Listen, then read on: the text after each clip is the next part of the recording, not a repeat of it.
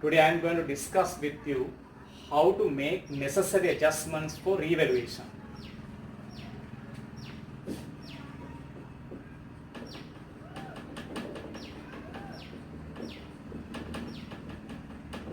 Revaluation of assets. Basically, two results are generated.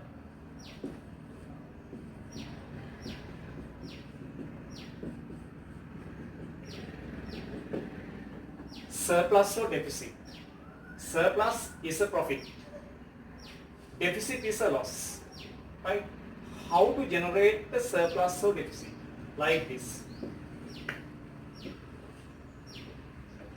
We are talking about assets.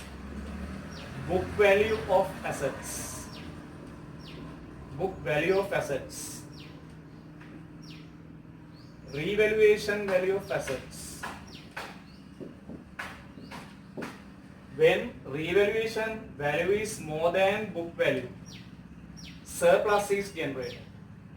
So, when book value, here revaluation value. When book value is more than revaluation value, deficit is occurred. Right? This is a surplus and this is a deficit. How to adjust in final accounts? Revaluation surplus is a surplus, that is a reserve. So double entry is assets account debit, relevant asset account debit, and revaluation reserve account credit. Due to a surplus, the value of the assets are increased. So asset account debit and revaluation reserve account credit. Then revaluation loss.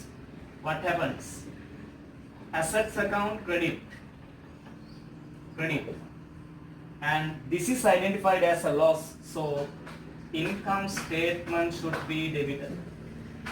Income statement debit and the relevant asset account credit. That's the way of recording double entries for the revaluation. Then we'll take some examples.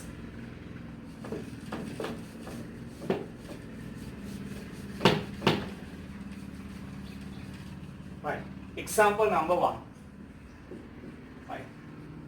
So you are given land cost 500,000. This is going to revalue for 600,000. This is cost and this is revaluation amount. You can see revaluation amount is more than the cost. So surplus is generated. This is recorded in the PPE note. What is PPE? Property, plant and equipment note. Right? You have to prepare this note in company final accounts. Here land and opening balance should be recorded. After this, from revaluation, you can add this amount, balance is 500,000 actually.